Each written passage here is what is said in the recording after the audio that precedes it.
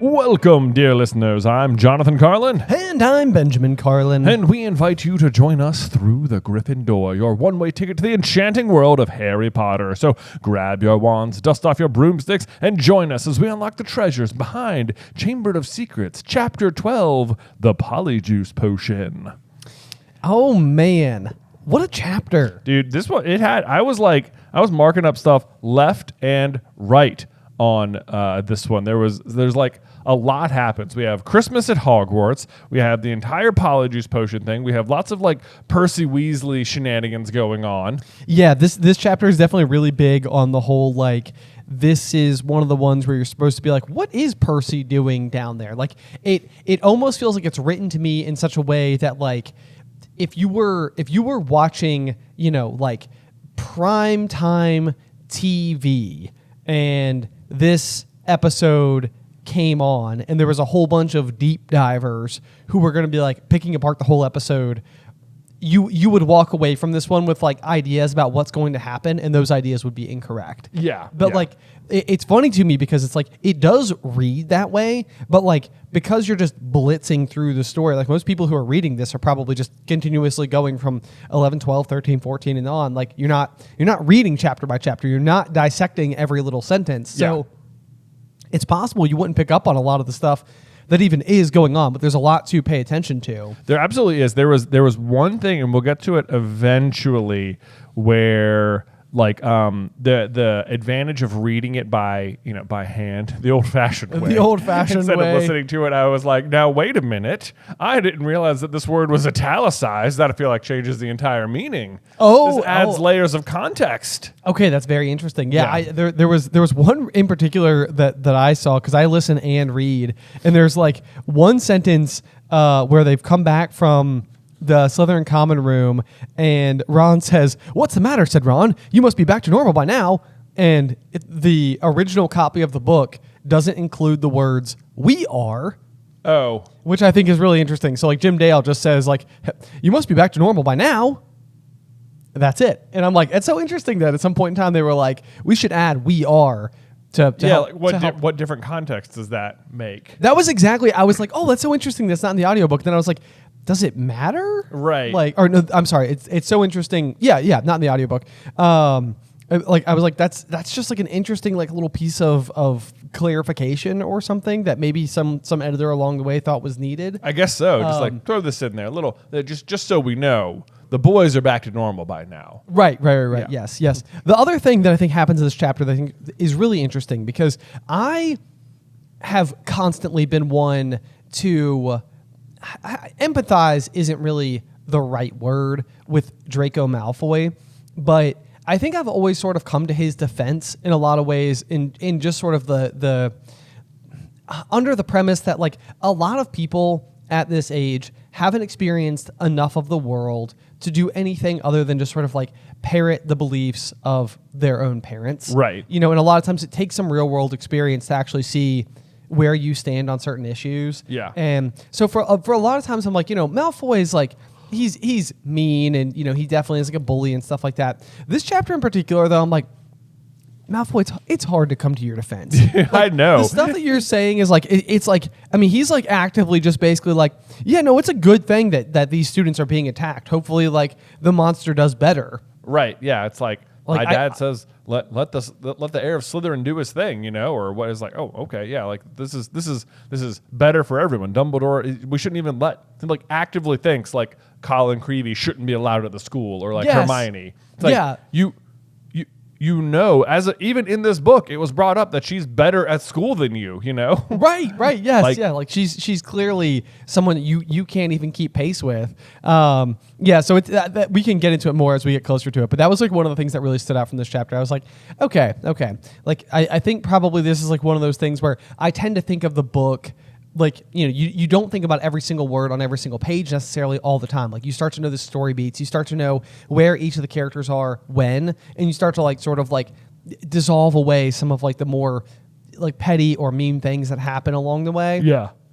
So anyway, this chapter in particular is like, yeah, Draco, this is not your best chapter. This is not your best showing. Not your best look, dude. Yeah, not so much. Yeah, which speaking of which, the chapter art for this one, not Harry's best look. Yeah, well, I mean, he's obviously mid-transformation into Goyle, or possibly fully transformed. I know, yeah, that's the thing. So we're getting Harry as Goyle looking at his own reflection back in the mirror, and if this is in fact Goyle, then Goyle is, I mean, it's like to have ever referred to him as like potentially troll-like doesn't seem completely off base. You know, he's a looker. He's a looker. He's a looker. I was like, oh boy, this is a rare look. It's like it's very unusual to have Goyle be in the chapter art, but here he is. But here he is. His moment in the limelight, or else I guess girls' bathroom light, which is in the artwork. yes, yeah, no, just a real interesting. You know, he's just waiting for his glow up. Exactly. You know, he just got to grow into his skin a little bit. Yeah, I guess so. I mean, eventually he destroys a Horcrux, right? Or that's is it true. Crab? So Goyle has two chief accolades. One is that he destroys a Horcrux, and the other is that he's chapter art. Exactly. There you go. So well done to Goyle. Sorry, I just had a big yawn right there. It's the cozy vibes. I know. We're like on the set. It's been raining so hard in town today, and it's been a very sleepy day here in Roanoke. It has to be. So now we're down here in our cozy set, doing our thing. Oh boy, you could just fall right asleep. Anyway, let's jump into the chapter itself. So at the end of the last chapter, Harry is brought to Dumbledore's office for being found at the scene of Justin Finch-Fletchley's petrification. And McGonagall brings him up to Dumbledore's office where literally nothing will happen. Like whatever conversation, McGonagall's like, I have to bring you to the headmaster. I don't know what she thinks is going to happen, but literally nothing happens to him. You're exactly right. Yeah, this is kind of like a strange one because I think this is like you need a way to plant Harry in Dumbledore's office so that he can be introduced to Fawkes, the Phoenix, to have this brief little exchange with the Sorting Hat, to get a little bit of back and forth and dialogue with Harry. But otherwise, it's you're exactly right. I don't know what McGonagall thought was going to happen. Okay, Harry, this is the third time that somebody's been attacked. You've been at the scene of the crime or relevant to it each time that something has happened, and now it's out of my hands. Headmaster it is. Right. And then, he gets in there and Hagrid storms in and Hagrid's like, hey, it's not Harry, Professor. It's like he's all about it. He's coming to his defense. He's swinging his rooster everywhere. And Dumbledore's just sort of basically like, I don't think it's Harry. And then they have a very small back and forth where Harry, he's just like, is there anything else you need to tell me?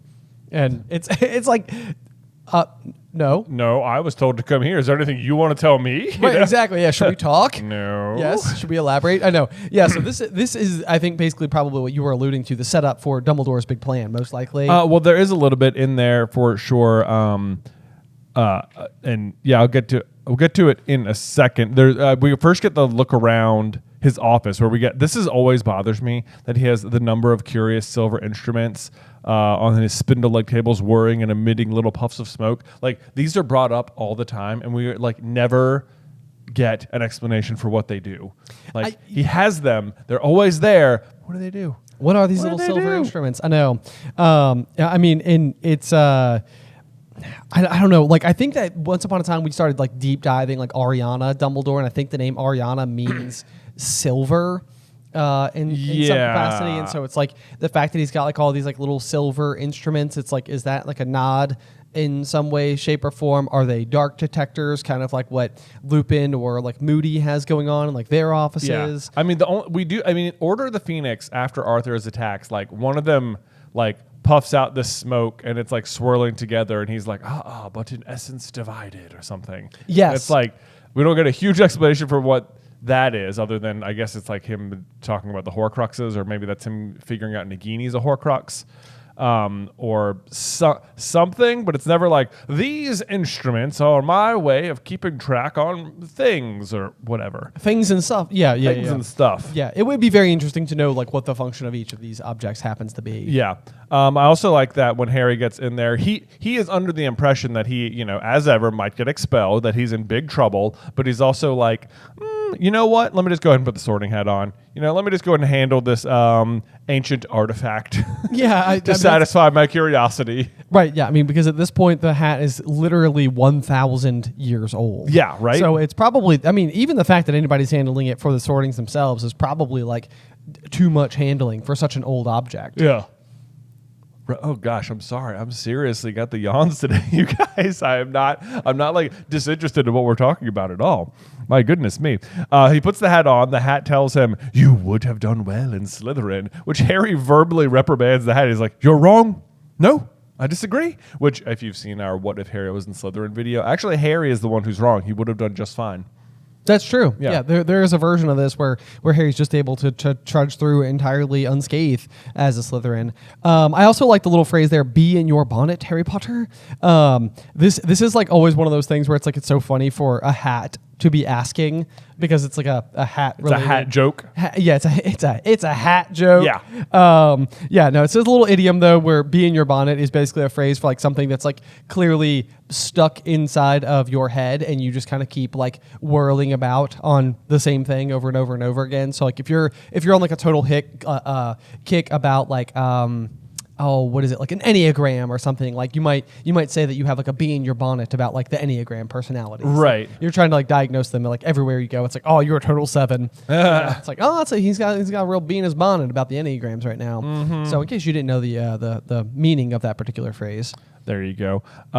It's surprising. I wonder if you could talk to the sorting hat, like does Dumbledore just put it on and like have chats with it ever? Do you think? I was having a very similar kind of like thought process about this particular thing because the idea here is that the 4 founders placed like their intelligence in, they contributed to the creation of the hat to best identify, features in students who would best like align with their particular house or whatever. But it also makes it seem like this is probably a very, very wise artifact, right? There should be a lot that could be potentially like learned from interacting with it, and it's sort of like a one-way ticket back to like the original people, the original vision. Like what was the function of the school supposed to be? Like where did everybody where did we start? Right. Like it'd be so interesting to like go back and have a conversation with like George Washington. It is. This is all the more suspicious that they don't know what year the school was founded. They have a hat that can talk and has the minds of all 4 founders, like pieces of it in there. Like the hat has been there since the beginning. They can ask the hat, when was the school founded? That's the thing though, is that it's like you think of the founding of the school as like a day like where like a ribbon was cut or something like that. But like that's why I just keep going back to the sentiment that I don't think that's exactly how it functioned. Like I almost think that it's like at what point in time did it become a school, or like was it something else and then it sort of like came what it became, and what it became was a school, and it's like it's kind of hard to like place when it transitioned from whatever it was to what it became. Right. It's like I don't know what school was necessarily like 1,000 years ago. Like was it such like a formal education with classes and stuff, or it was like, oh yeah, if you want to come learn magic, like we'll come stay at the castle, we'll teach you stuff. Right. It's like it's not necessarily like is the word school even around? Or is it just like this is a place where you can learn things? Right. Yeah. Or are you even bringing in like young students, or are you just teaching anyone? Right. Yeah. I don't know. So all of that. Yeah. It could like the castle likely existed before the formalization of the curriculum and the school and stuff. Right. But the hat should still know. The hat should still probably have more information about when it's all taking place. Exactly. It makes it feels like there's magic afoot around this information for some reason. Yeah. Don't know why. I feel like the estimates that we get are something in like the last decade of like 990. Right. Yeah. Like that, that's about, they're like 1,000 years. But the thing that's amazing about that is that would make it almost 1,000 years to the T, like when our story is taking place. Yeah. Which doesn't feel insignificant. No, doesn't. It does not. Actually, our video today on Super Carlin Brothers sort of addresses that. Yes. Which is like this comparison between a book in the Bible, Daniel 7, versus the founding of Hogwarts, versus the 4 founders. Yeah, Daniel chapter 7, where it's basically like the interpretation of a dream where a bunch of beasts like sort of emerged from the sea, and like the first of them is like a winged lion, which is very Griffin-like, and the second one is a bear with like 3 ribs in its mouth, and the original mascot for House Hufflepuff was going to be the bear, actually, before it was ultimately the badger. And then the third one is sort of like a multi-headed, like winged. It's a 4-headed leopard with 4 eagle wings. Yeah, why not? So it's like one of those things where it's like, does that translate to like the eagle of House Ravenclaw? It's like, well, I don't know. It's a little bit of a stretch. But then the last one's like a horned beast that like very clearly could be like the basilisk, or Slytherin. Yeah. But like this, in Daniel 7, they're basically predicting like 1,000-year span of time where like empires will like rise and fall. And I think it's supposed to go from like Babylon to like Medo-Persian to ancient Greece to ancient Rome. Yeah, I think that's it. Yeah, it's supposed to be the 4 kingdoms, which would ultimately, like that, like those 4 kingdoms would last about 1,000 years. And so then if the 4 houses of Hogwarts are supposed to represent that particular story, then it takes 1,000 years for Voldemort to ultimately be destroyed. Yeah, the 4th beast ultimately like splits away from the other 3 or crushes the other 3 or something. Yeah. And then 1,000 years later, Jesus shows up and wins the day. So that's basically what happens. And we were just making a bunch of comparisons. If you want to go check out that video for the full details. Right. But anyway, let's see. Moving on, Harry's in there. We're also introduced to Fawkes for the first time, who just bursts into flame right in front of Harry. This is, I've talked about it a lot in this book in particular, but Harry's lack of luck here. I mean, obviously, like when Dumbledore shows up, he's not like the least bit surprised or fussed or anything about the fact that Fawkes has died on this particular occasion. But like, it's just like Harry's timing could not be worse. Yeah. It's like to like walk in there and it's like, yeah, sorry, everybody stepped out and I was alone in your office and your bird died while I was here. Right. Yeah. Gosh, sorry. Terrible. That's exactly how he feels about it. But then, okay, this is the word that was changed, that was in italics, that really caught my attention. It is when Dumbledore is describing what a phoenix can do. He says they can carry immensely heavy loads, their tears have healing powers, and they make highly faithful pets. And the word faithful is the one that's in italics that like when you're listening to it, you don't know that, like, Jim Dale just reads right through that sentence and that's it, Right. Done. Moving on. Next sentence. Excuse me. But the fact that it's faithful is put in italics, I think really stands out when you're reading it, because it is later on in the story when Fawkes will arrive in the Chamber of Secrets to help Harry, and Dumbledore tells him, like, what does Harry say? Like, Dumbledore's not really gone as long as there are those here who still believe in him or whatever. Right. But it's like the reason Fawkes comes is because Harry is being like loyal to Dumbledore. Right. Which Dumbledore ultimately says, it's like, you must have shown me extreme loyalty down there to summon Fawkes to you. Right. It feels like that sentiment is like reflected here with the faithful pets. He's like, highly faithful, Harry. See that faithful? If you are faithful to me, my bird will be faithful to you. You got it? You're reading here? Wink. That's what it feels like. Yes. No, I agree. Yeah. So this is like, okay. So now is the big question for Dumbledore's big plan, because like as this entire scene is playing out, like there comes the line where Dumbledore will say, "I must ask you, Harry, whether there's anything you'd like to tell me." He said gently, "Anything at all." Yeah. And I think that this exact same question is mirrored in Tom Riddle's diary when Harry is like exploring, where Dumbledore asks the same thing of Tom Riddle. Yes. So that to me is kind of like one of those things where it's like Dumbledore is clearly, like putting the pieces of what's going on a little bit together.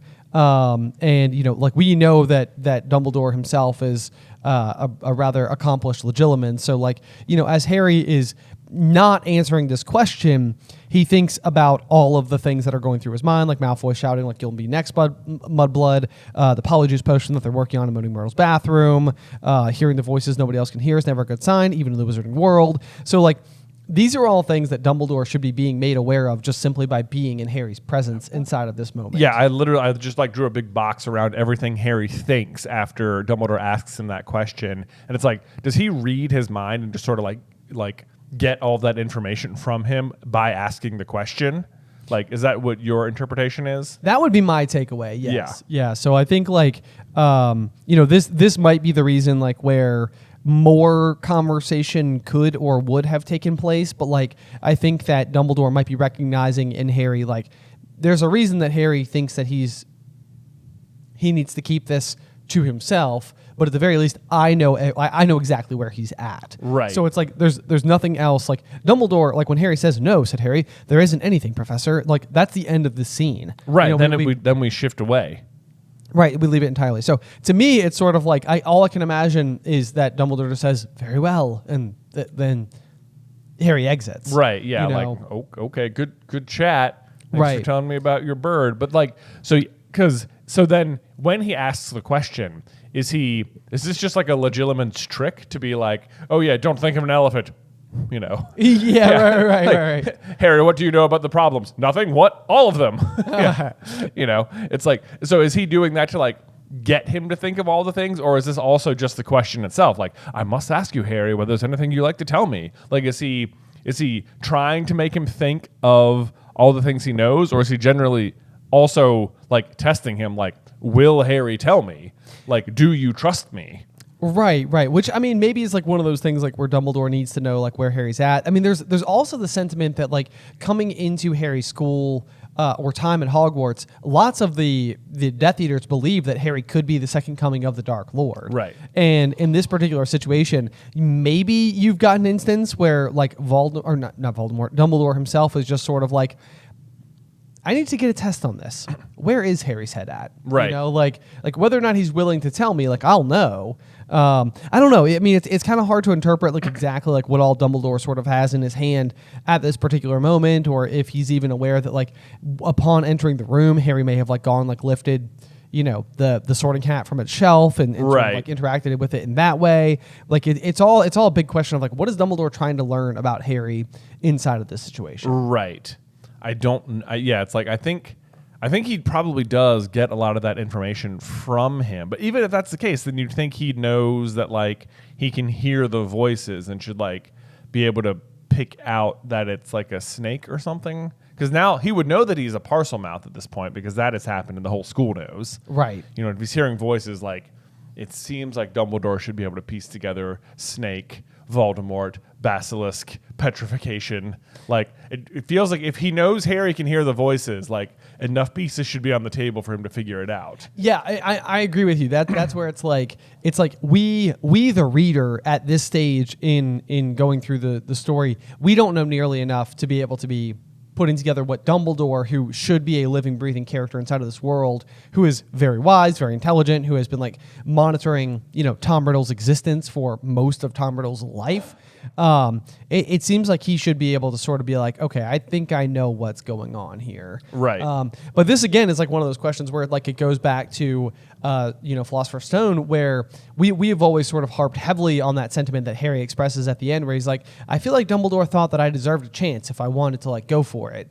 And the question here is sort of like, is the same thing happening? Like, is Dumbledore sort of like, I know that there are attacks, but I sort of need to like I could step in. I could close the school. I could be more active in some capacity, because that's the weird thing about like all this stuff that's happening is like if these attacks were happening in any other school, there would absolutely be actions taken. Oh, yeah. And there's more about that later when they're talking to Malfoy down in the Slytherin Common Room, where they're like, Malfoy's like, it's kind of weird the Daily Prophet isn't like reporting on these attacks. And it's just like, it really is weird that it hasn't been up. But it's like, I suppose Dumbledore's hushing it all up. And it's like, he's probably right, which is like also kind of weird and feels irresponsible.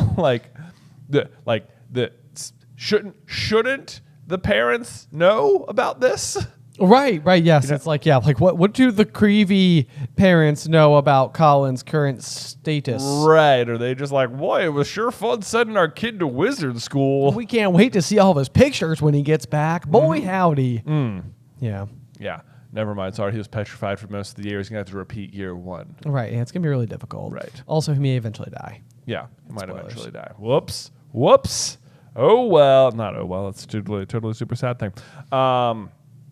let's see. I also thought it was funny that like Harry watches Fawkes die, and then Hagrid immediately bursts in carrying a dead rooster. Like, if you're Harry, you're like, why's everyone got so many dead birds, man? Wait, what is the deal with the dead birds on this page? Come on. But yeah, so Hagrid busts in with another dead rooster, this is like one of those things. Like, if you're paying attention, it's like, boy, there's a bunch of dead roosters. But like, of course, unless you're like up to date on basilisk lore, you're not going to understand the significance of it at all. I know that's like one of those where I do wonder in my mind a little bit, like if you were a parent, especially if you grew up like in the UK where it's like part of your folklore, like was this the kind of thing, and I guess this question would probably be targeted at like the parents reading books to their kids in the same way like that our dad was reading. Yeah.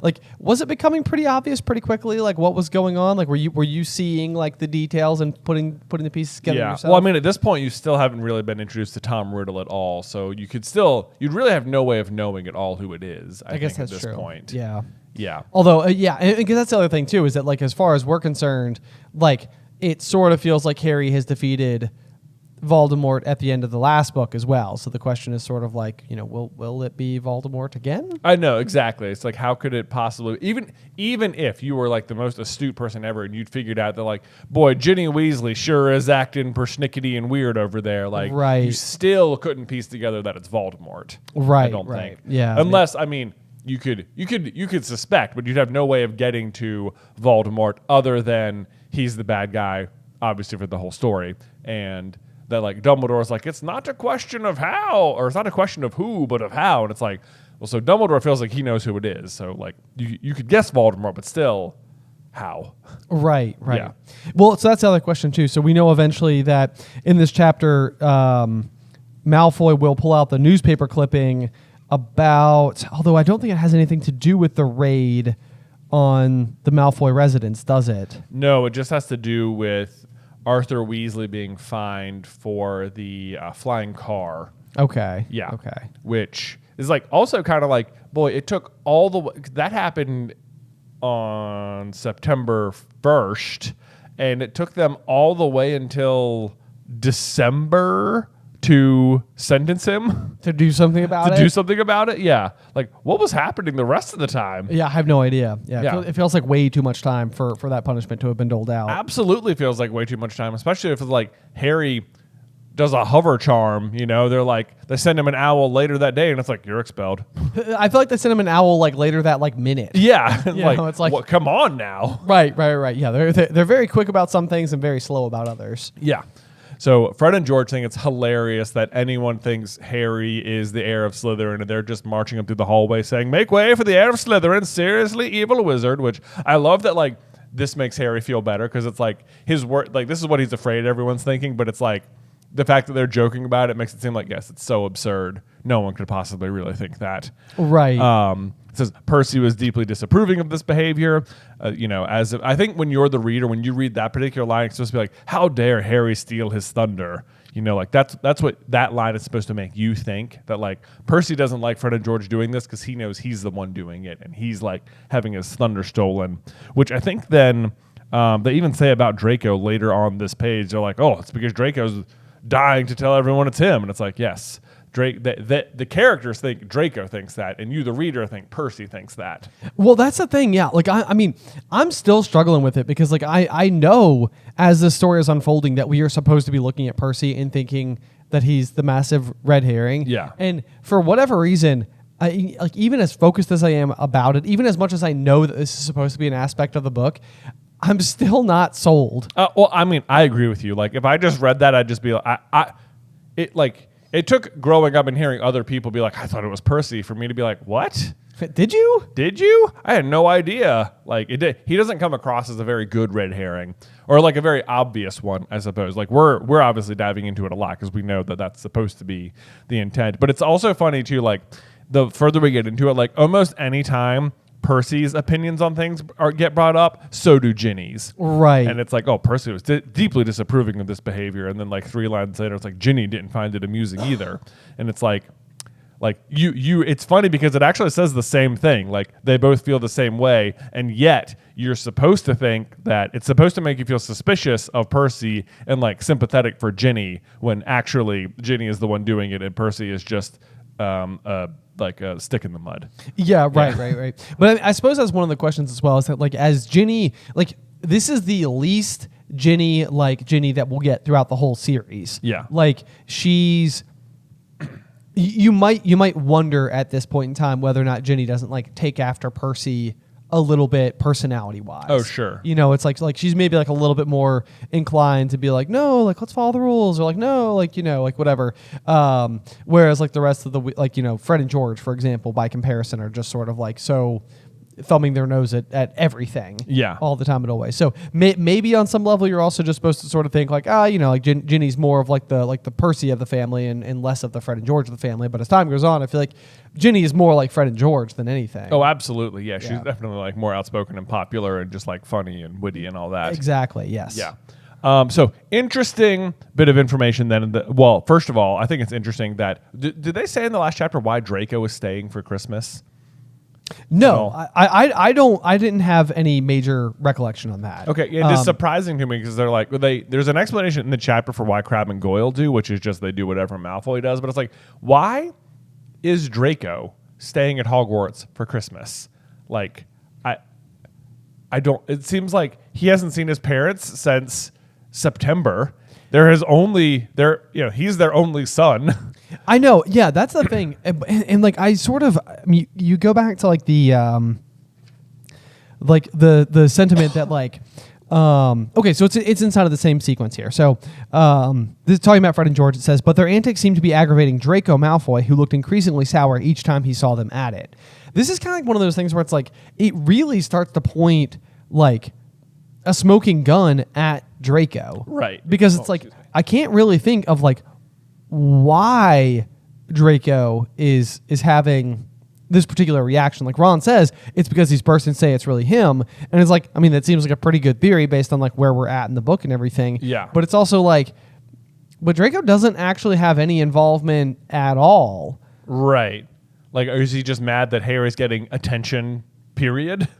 I have no idea. Yeah. Like, I mean, it's, but they're people from like Harry's own house. So it's like, Drake, are you even trying to like win those people's attention? Or I don't know. Like, I mean, it's kind of odd, but yeah, I mean, it's like one of these things where it's like, yeah, why does Draco stay behind? Like what, like, does he just like want like a front row seat to like whatever is happening? Or like, is Draco in some way like a little bit frustrated that like Harry is getting like credit for being the one who opened it, like when like Draco like would like he like by his own admission he's like, you know, saying like I wish I did know who it was because I could be helping, you know. It's like, is he gosh like, I know, right? Like, I mean, is Draco just like frustrated that like Harry is like involved and he doesn't actually know how Harry got to be involved, and he's like, well, I wish I was involved. I know. I mean, that could very much be it. We know Draco is absolutely obsessed with Harry. Yes, most of the time. But I guess we'll get a little bit more into Draco here as we visit him in the common room. But let's see. Then it's interesting. The rest of the Weasleys stay at Hogwarts as well, which I suspect. Well, they say it's because Mr. and Mrs. Weasley are visiting Bill in Egypt, which I think is crazy because we know they're going to do that exact same thing this upcoming summer. Yes. You know, right. With the whole family this time, after they win the lottery, which I believe is 700 galleons. I was going to say, yeah, it's like, I know it's like an odd amount. It's like you'd think it'd be like 500 or like 100. 700 though. I'm pretty sure it's 700 galleons. Okay. So they're visiting him for what, I don't know, I guess a couple weeks here. And it's funny to me when in Prisoner of Azkaban, it's like we won the lottery and we took the whole family to Egypt and then we basically spent all of it, all 700 galleons. And it's like, okay, if that's what it costs, then that's what it costs. But like you can travel by magic, and like the two of you went there for apparently the entire Christmas break just on your own. Right, and it even says Fred, George, and Ginny had chosen to stay at school rather than visit Bill in Egypt. So at least they could have. Right, they could have. Yeah, absolutely. Right. So what did I spend that money on? Especially because later in this exact chapter, we're going to find out that the Weasleys are apparently like 50 galleons in the hole to this fine for the floating car. I know, and if you go back to earlier in the chapter when they visit the Weasleys' vault, I think there was just a single galleon available. So like, I mean, that 50 galleon fine, I mean, is really, it's pretty steep. that's pretty steep. That's pretty steep. That's causing some issues In the middle, yes. Like, how were they going to bring the entire family to go to Egypt? 50 gallons in the hole when apparently it takes upwards of 700 to do it. I mean, I guess they were there for like a month or something. Yeah, so maybe they're like paying for accommodations the entire time. Could but be. Like, it still seems like they were going to be there for like a week. So even if it only cost a quarter of that amount, I don't think they have that. Well, I mean, yes. At least it has not been very detailed out where that money would come from otherwise. Yeah. But yeah, no, I highlighted the exact same thing. I was like, this is so odd that they're going to visit. I mean, not that you can't visit your son, more than one time per year. No, absolutely but not. But it is interesting that it's the catalyst for a huge amount of the rest of the story. Like, the Weasleys going on the trip to Egypt is so vital because they're in the paper. And because they're in the paper, Sirius Black, who's in Azkaban, is able to see that Peter is still alive. Right. So and if the Weasleys don't win the lottery, then like, does Sirius break out? maybe not. I know. We actually did a what if on this. I think I think you're right. I think you're right. But like, I mean, it feels like no. I mean, it feels less likely, at least off the cuff. So anyway, the point is that it's such a major plot point because also the whole debacle between Sirius and Peter's ultimate escape is what leads to him going and seeking back out Voldemort and basically helping in one of the most crucial ways to restore Voldemort to his body. Yeah. And then ultimately the rest of the plot. So anyway, it's just interesting that there's just this other trip to Egypt in there. Right. What is Charlie doing for Christmas, you know? Poor Charlie. Poor Charlie, just completely forgotten about there. Comes in last book, takes a dragon from everyone. Do it, didn't have to do that. No. He doesn't do it. He just sends his friends to do it. But like, what's he doing? Why doesn't Bill come home for Christmas? No one's visited the Weasleys for Christmas. I know, seriously. Yeah, come on, guys. You got all these kids. No one's coming home for Christmas. No one's coming home. But this is Dumbledore's big plan wise. The reason it would be like, no, Mr. and Mrs. Weasley are almost like told to go to Egypt so that the Weasley kids can stay with Harry. Yes. Yeah. Yes. And I think that this even actually, if we go back to book 1, I'm pretty sure there was a reason why Ron stuck around at Christmas as well, and that was sort of our sentiment, is that it's sort of like, yes, Ron, because then otherwise Harry would be alone. Yeah. And Mr. and Mrs. Weasley understood, as much as they probably wanted to see their son, that it'd probably be better for, Harry to not be completely lonely. Right. And it just speaks to their total saintliness. Exactly. Yes. But I love that Percy's reasoning for staying is he'd already told them pompously that he was only staying over Christmas because it was his duty as a prefect to support the teachers during this troubled time, which is just like, did the other prefects stay too? Because it sure doesn't seem like it. Well, do you think that he said pompously that this is the reason? Do you think the actual reason is because he's in a relationship with Penelope? Oh, the real reason is because of Penelope, yes. Okay. Yeah, who I think we meet later this chapter. I believe we do, yes, from Ravenclaw. Yeah, from Ravenclaw. It's like, it's like, I see what happened here. Right, it's like, oh my gosh, look at that. It was there the whole time. It was there the whole time. That's the first time you're given like a real hint about it. Right. Like yes. it's like when I almost wish it was mentioned that Ravenclaw coming up was a prefect as well. Oh, yeah. But it's like, it's not. But like maybe that would have been too obvious or something. Right. But it's just like, there's just a Ravenclaw coming up from the dungeons and you're just like, yeah, I guess she could be, whatever. It's like, you don't piece together right away that like, oh, and then they run into Percy down there. Right. Yeah. What a non-romantic place to go and meet up. All the time, apparently. In an entire castle. It's a little dungeon date. It's like, what, you want to go meet in the dungeons? It's like, in the dungeons. it's like, not really. Yeah. It's kind of clammy and dank. I know. It's like, we could just like hang out in the Great Hall or go to Hogsmeade or something. It's like, then people will see us. Yeah, we can't I'm have embarrassed by you. Oh, okay. I guess I'll just meet you in the dungeons. Great. Yeah. How fun. I know. You're so fun to date, Percy. So then as we move forward, though, so it is the holidays, and we know that this is going to be the grand opportunity for them to do the Polyjuice potion, but not before Harry gets some of his annual Christmas gifts, which I do literally every single book. I always enjoy like whatever he gets. The list of gifts he gets. Yes, it's always really fun. Although I am kind of maybe mildly impressed with the Dursleys. Not that they sent him a toothpick, but that they sent him a toothpick via Hedwig. Well, that's true. It's like, how'd they do that? I have no idea. Like, did Hedwig like show up? And I mean, I guess what you could almost imagine is that they would have just sent nothing. Yeah. You know, and then Hedwig shows up and is like, "Yo, you better send me something. Yeah, I'm not leaving until you give me something." Right. So they give him a toothpick. They give him a toothpick with a note saying, "Can you stay for the summer as well?" Right. Yeah. And Harry's like, "I wish." I know. I would if I could, dude. Meanwhile, fast forward 2 years, and he's like, "I want to go to the Quidditch World Cup," and they're like, what? Don't know. Constant battle between making Harry happy and not having Harry there. Exactly. Yeah, Yes. The constant battle. The constant battle. Yep. Yep. So then otherwise he gets, just for fun trivia reasons, from Hagrid, he gets a large tin of treacle toffee, which Harry decides to soften by the fire before eating. Ron gives him the book called Flying with the Cannons, about the Chudley Cannons. You want to do our jingle? Oh, absolutely. Right. Chudley Cannons, Chudley Cannons. Boom, boom, boom. We are not pirates. Official theme song that we wrote ourselves. Well, actually, Jay wrote himself. I got to give all the credit to you. That was a total shower thought one day. Was it really? It was, yeah. That was, boy, I can go back to it. I'm like, remember, I was like at my old house. Man. You know? I was right there. That was when we were doing Rocket League on gaming. Yes. Oh, man. And we were the Chudley Cannons. We were the Chudley Cannons, man. It was good times. Yeah. It was good times. We have a boat. It doesn't float. Boom, boom, boom. We are not pirates. Oh, my gosh. Anyway, Hermione also gives Harry a luxury eagle feather quill, hand-knitted sweater from Mrs. Weasley, and a large plum cake, which I bring up that last one because I'm pretty sure this was on a quiz we did recently, and me and you both forgot about the large plum I cake. could only imagine us being like, a large plum cake? Surely not. What? No way. No, I would remember that phrasing, a large plum cake. Yes, right, yes. But now I will always and forever. Yeah. Maybe. I guess, yeah, or I'm going to forget again.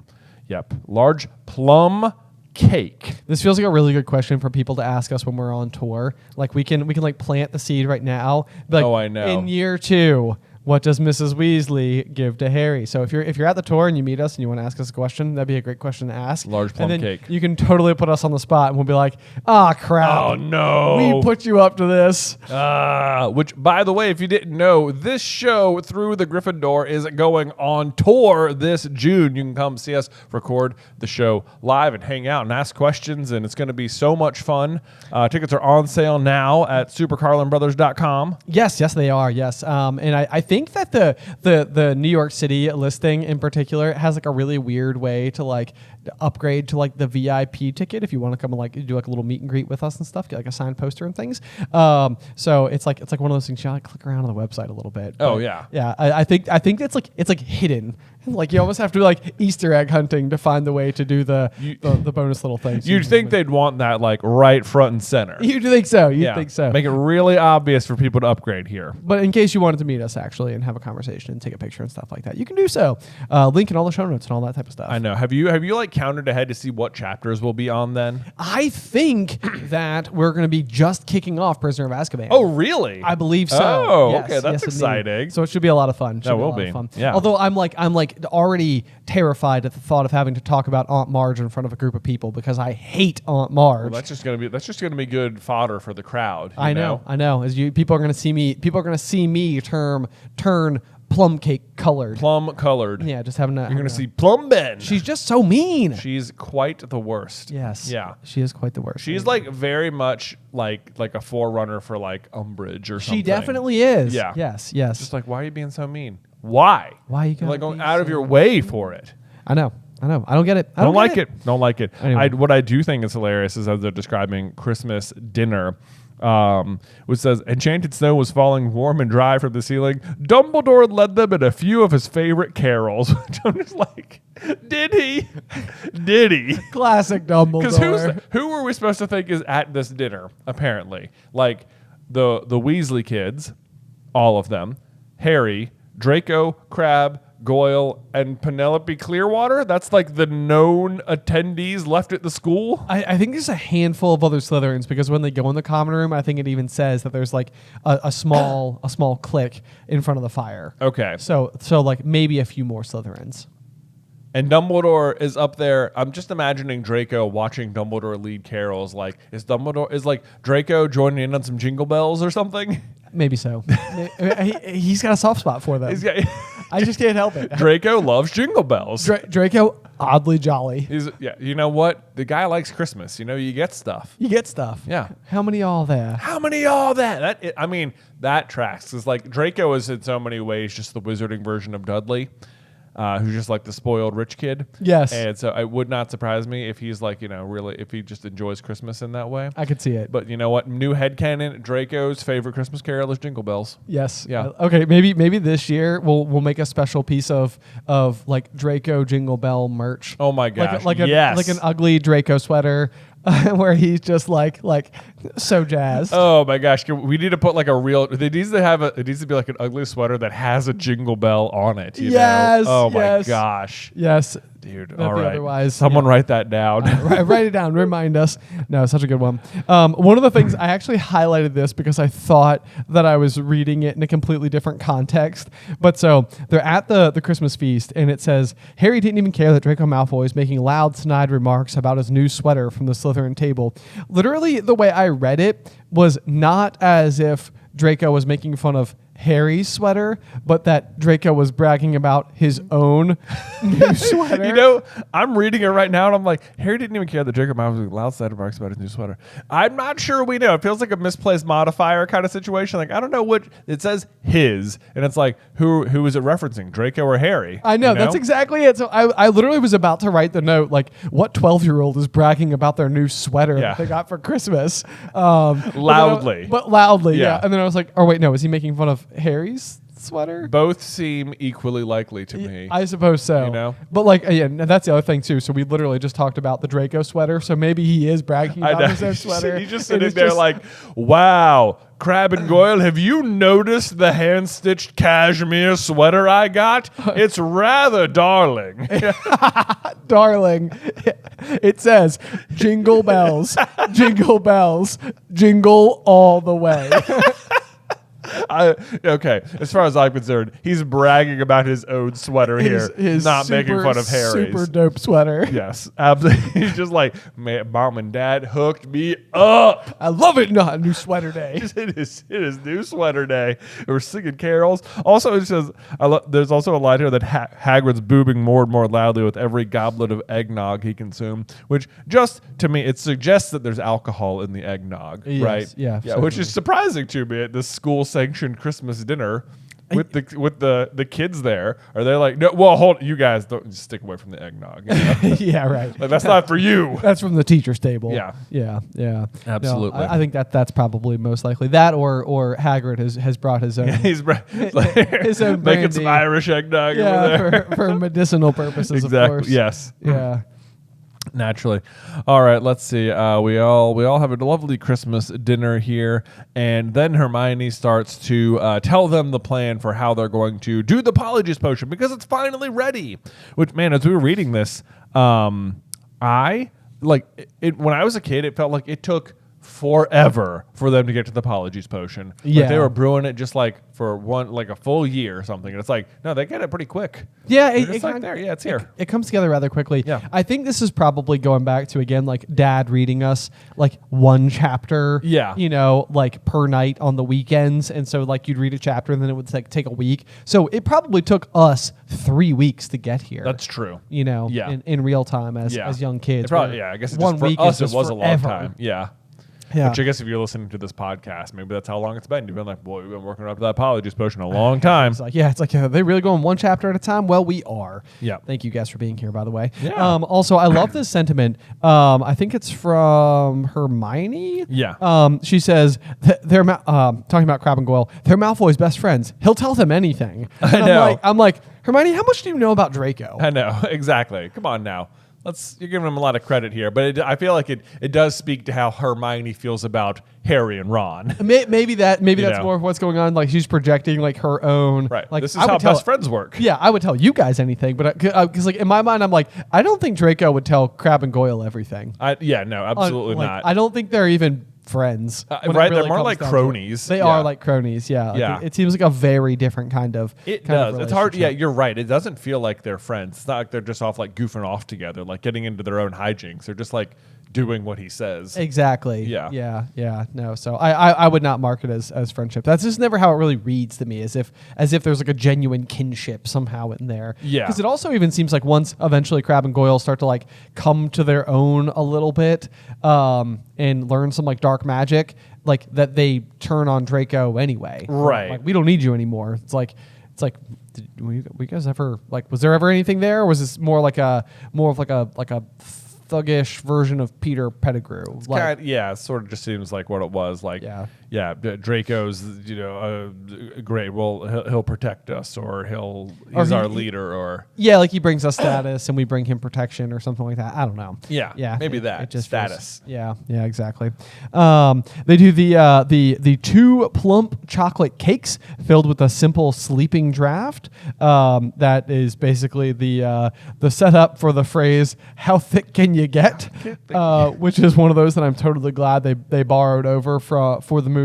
Yeah. That Ron whispers as Crabbe and Goyle just gleefully point them out and stuff them into their faces. Oh, I know. I love the Hermione's plan. Who's like, all you have to do is make sure Crabbe and Goyle find them. You know how greedy they are. They're bound to eat them. It was just like, that's your plan? I know. This feels more like a setup for like a video game or something. It's like, just leave the cake somewhere. Like, as long as they see them, they'll eat them. They'll eat them. And it's sort of like in video game land, you're like, okay, that's fine. That's like a reasonable premise. But when you think about like real people, it's like, oh, I'm walking through a hallway. Hey, 2 chocolate cakes. I shall eat them. I will be consuming these. It's exactly. Like, that seems unlikely. I know. Especially for them to eat them right away. Right, yeah, they don't just like come and take them. Like this is in the movie even. They're like both already carrying handfuls of cupcakes or something. Right. And they find them and they're like, I guess we'll eat these right away. May as well. May as well. Yeah. And yet, despite the seemingly unthought outedness of this plan and the assumptions of the greediness of Crabbe and Goyle, this totally works exactly as planned. Exactly as planned. Yeah. Which, I mean, that is kind of remarkable. The thing that I found to be kind of interesting is that, and jumping ahead a little bit here, but they successfully drink their toilet seat glass tumblers of gloop. The Polyjuice hooch, yeah. Yeah. That's hilarious.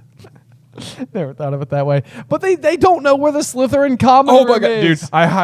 I highlighted that exact thing. I was just like, you guys couldn't figure that part out ahead of time. Whoops! You guys successfully were able to get Lockhart to give you the written permission to go to the restricted section. You successfully found the book that had the ingredients. Then you stole those ingredients from one of the most nefarious teachers in the school. Mm-hmm. You then brewed this highly complicated potion as second years in just a public restroom that anybody could walk into at any point in time. Right. Or where like Myrtle could just go and tell on you to literally anyone else. And all of this has been successful. You get the pieces of the people you're attempting to turn into, but you never stop to wonder where the Slytherin Common Room is. I know. I was like, guys, come on. And not only that, we know they had months of time to figure it out. Exactly. And they only have 1 hour to work with. I know. So it's like, this is a lot of work to be inside of the hour and then start problem solving. I know. Like, come, guys, it is like a very weird gap in the plan that they absolutely should have accounted for.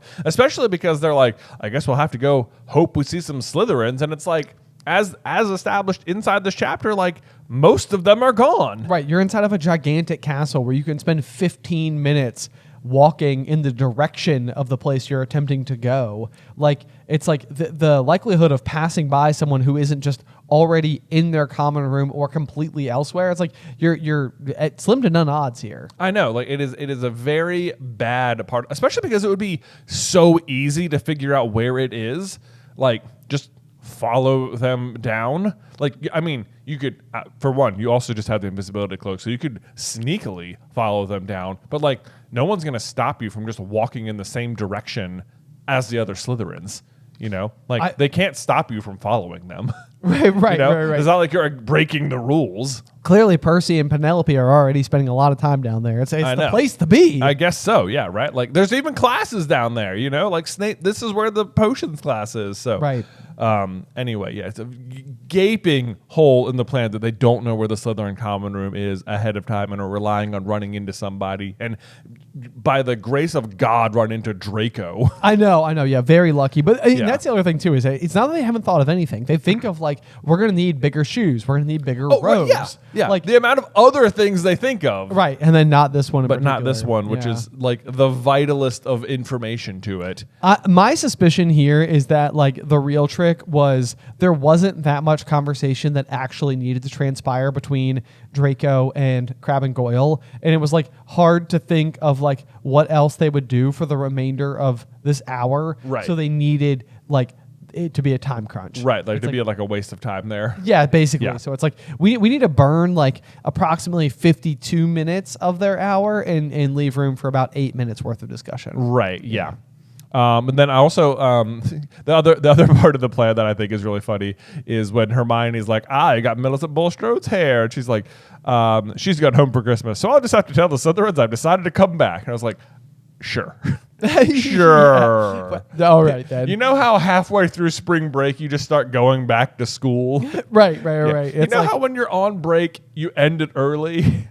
No. No. But also, I mean, if you were to genuinely get inside of this, and like, you know, like let's say, like today as we're recording, so one of our office mates works from home on this particular like Wednesday or whatever. It's like if she just showed up halfway through the day, I wouldn't exactly be like, "Are you even the real cat?" Right. You know. It's like what a funny pun per this exact situation. I know, yeah, that is really funny because Hermione turns into a cat. Yeah. And this person's name is Cat, but Cat with a K. Yeah, Yeah. exactly. But yeah, no, like, I mean, if Cat just showed up, I wouldn't be like, wait a second. Something Wait seems a weird about second. this. Yeah. I mean, I'd be like, what are you doing here?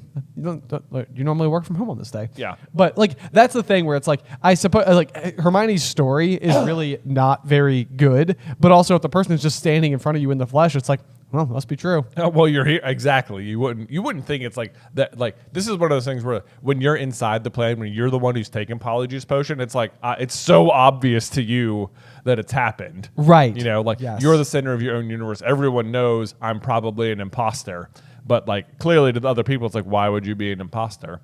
But at the same time, like if she had to come back and be like, oh, I decided to come back early, and then like. Later on, when the real Millicent comes, like it's possible they'll notice that like she's not there anymore. Sure. You know. Yeah, that's true. Yeah, that might be like one of those like, didn't Millicent show up for like 8 minutes? Yeah, where was she? Or like, have you guys seen her? We were going to play a game or something. I can't imagine the Slytherins playing games for some reason, but like they are still 12-year-olds. Right. You know? What's the version of like checking stock prices for wizarding high school students? Yeah. It feels like that's what they'd be doing. Yeah. Or like pushing gold around a table or something. Right. Yeah. Or like I can imagine like when the real one comes back, she'll be like, hey, where'd you go?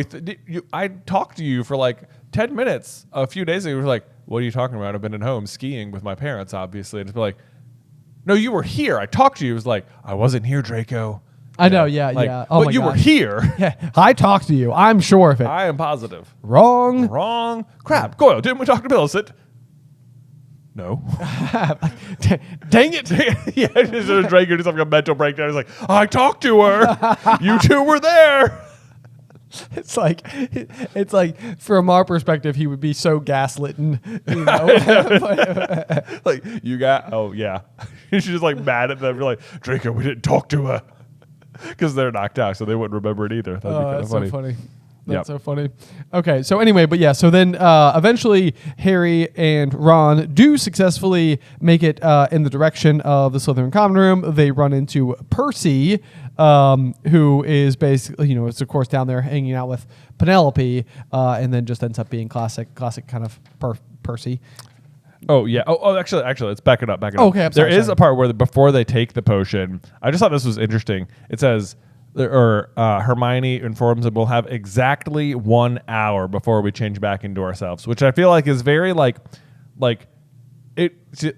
exactly 1 hour feels like there must be part of the ingredient that's like time based, you know? Like, yes. Like they had to harvest the one thing like when it was moonlight or whatever. So it's like something about it must be like tuned into the rotation of the Earth or something. Right. You know? Yeah, that's a good point. I wondered about the same thing actually. I'm glad you brought it up because I was like, I wonder if there is something distinctly like magical about time itself at all. Like I think even like for the time turners, there's like a very specific amount of time that you're able to turn them back, and like nothing more than that amount of time.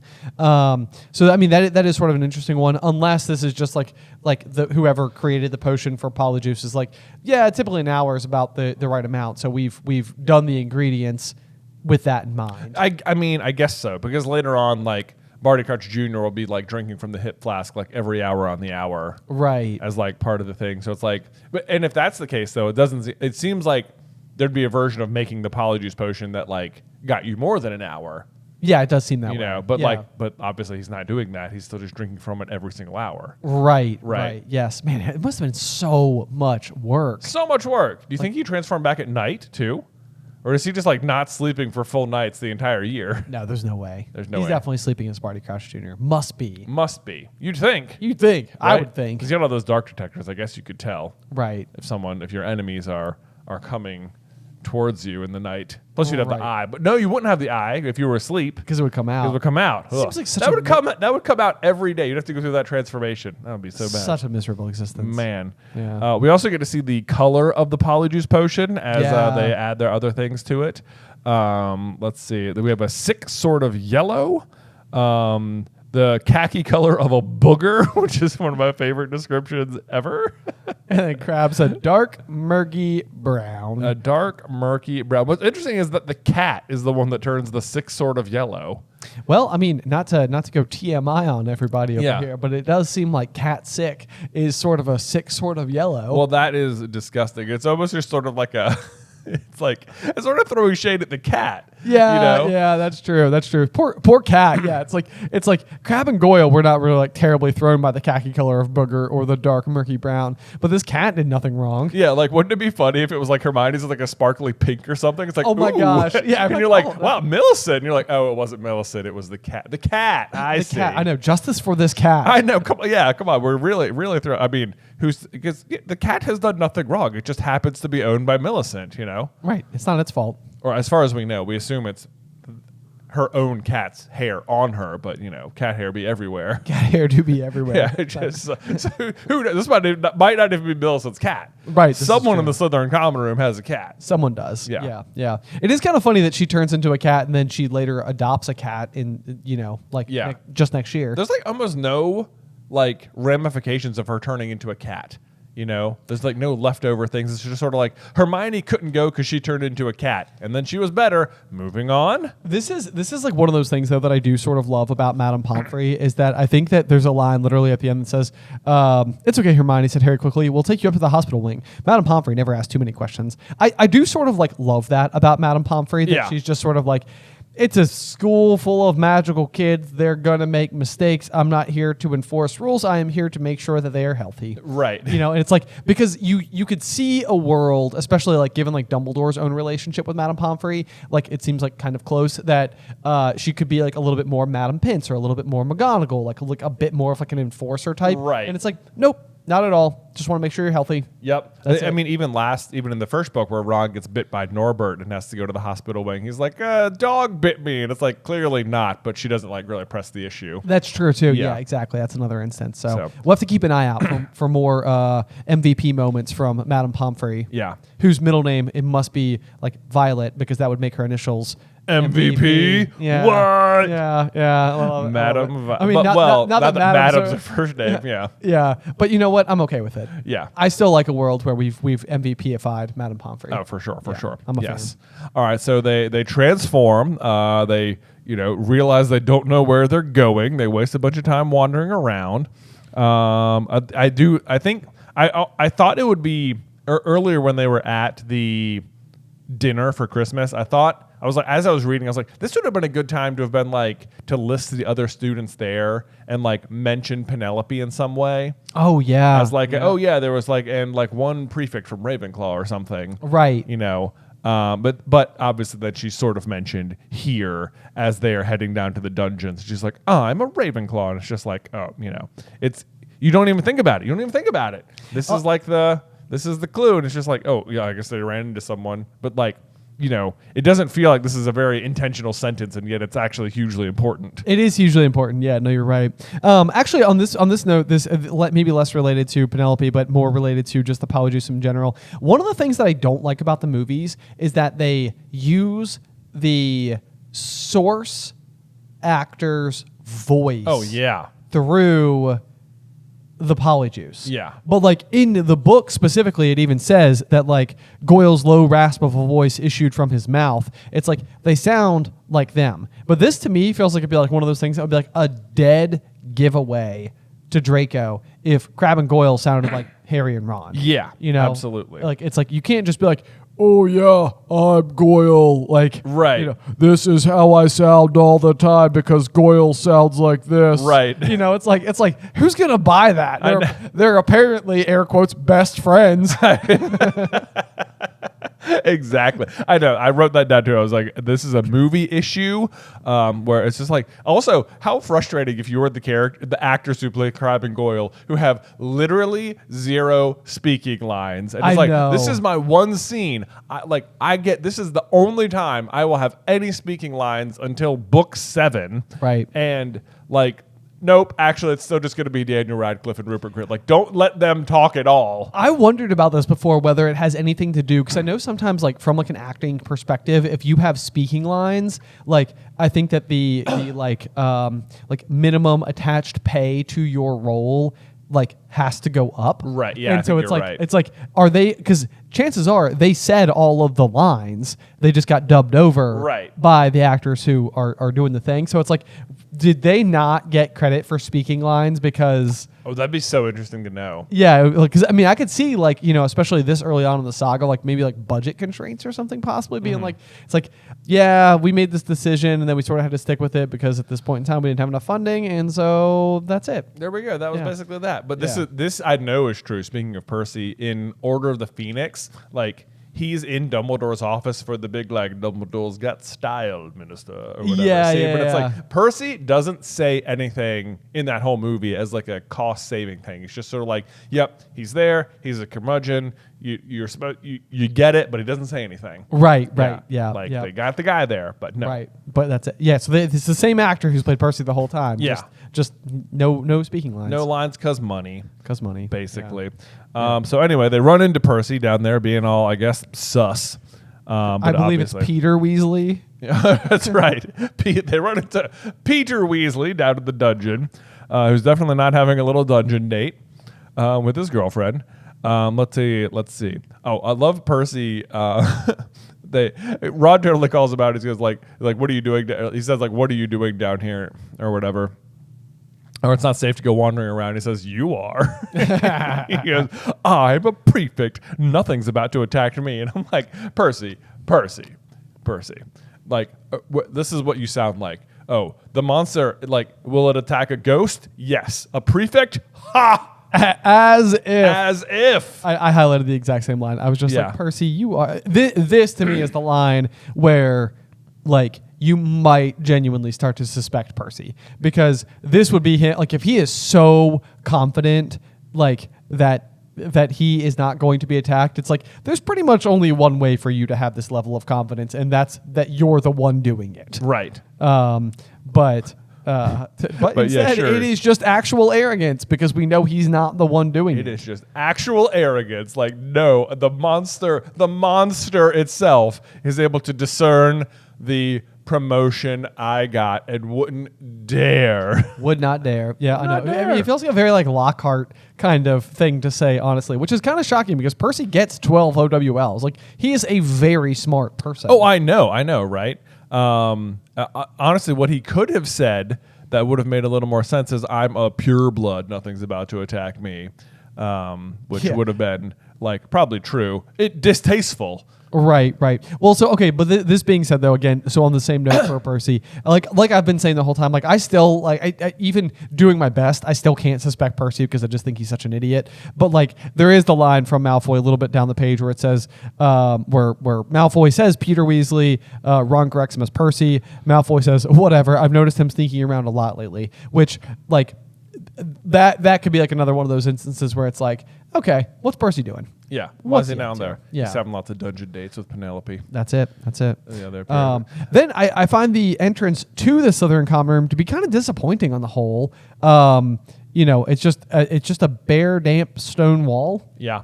It's just like, it's not terribly interesting. Yeah, if you are playing like Hogwarts Legacy, there's like this, if you like walk near said patch of wall, there's this like snake that would otherwise, there's like a giant stone snake that's otherwise sort of like laying across the floor. Okay. And like as you walk towards it, it like arches up to like form around the door, and it looks really cool. Okay. So it's a little more impressive in Hogwarts Legacy. Okay, so they were like, maybe we need to do something else. Yeah, they were like, maybe this is not quite good enough. Also, it feels like if you're the students of Hogwarts, like it wouldn't be, it seems weird to me that it's such a secret where the other rooms are, because like it doesn't seem that hard to figure out. Like even also in the game, like the fat lady's portrait isn't just like on the wall randomly. It's like the one portrait at the end of a long hallway that otherwise leads literally nowhere. And it would be fairly obvious if you're walking around like, well, this is a tower, so something's up there. Something's up there. Yeah. Math. Yeah.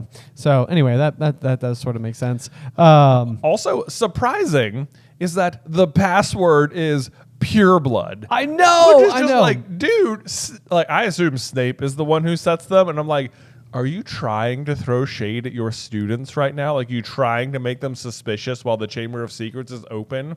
Like, this is actively mean to the other students at the school. Yes, it's in extremely bad form. Yes, it is. This is like one of those where it's like maybe you want to put on your Dumbledore's big plan cap a little bit and think like maybe if Dumbledore is trying to leave breadcrumbs for Harry after the conversation in the headmaster's office, Dumbledore talks to Snape and believes there's a chance that Harry might try to investigate someone in Slytherin, and he's trying to like point to this pure bloodedness as like a clue or something. I mean, I'm reaching. I'm aware of it. I know. Like, it's just like who allows the like? It feels like if you're setting the it almost feels like something that like Snape would have to tell Dumbledore. Like, by the way, I reset the password to the Slytherin Common Room. It's going to be pure blood from now. And Dumbledore would be like, hold on, no, it's not. Could we change that real quick? Remember how enemies of the air beware. Right. And seems like you're sort of supporting a certain belief system here. It's a little bit racist. By a little bit, I mean it's just 1,000% racist. It just is. It just is. So maybe don't encourage that in the students of your own house or anything. But either way. But I mean, this is another one of those too, like where I feel like all the characters in Slytherin, and the fact that like all their Polyjuice potion is so disgusting, and that they're all just like described in such like unappealing ways, I guess. Like, like I don't know, it's like it's all very on the nose. Which I mean, I suppose to be fair, it's just like that's just painting villains in a way like that is a little bit less. What's even the right way to describe this? I don't know. I tend to think of like maybe Malfoy is dashing. Dashing? Yeah. Is Malfoy dashing? I think probably. Yeah. It's a dashing young lad there in his Jingle Bell sweater. Well, maybe he's dashing through the snow. Exactly. In a one-horse open sleigh. We can only assume. We can only guess. We're not given enough information. Who's to say, really? Yeah. We never get a proper description. But we don't know how he feels about Jingle Bells. Right. But we do, don't we? But we do. He's very pro Jingle Bells. Exactly. Yeah. The kid. I mean, he grew up having an elf in the house. You got to think, right? Yeah. Part of Christmas lore, probably in some capacity. Elf on a shelf. Elf on a shelf. That's a thing, right? Poor Dobby. Poor Dobby. Oh man. Yeah.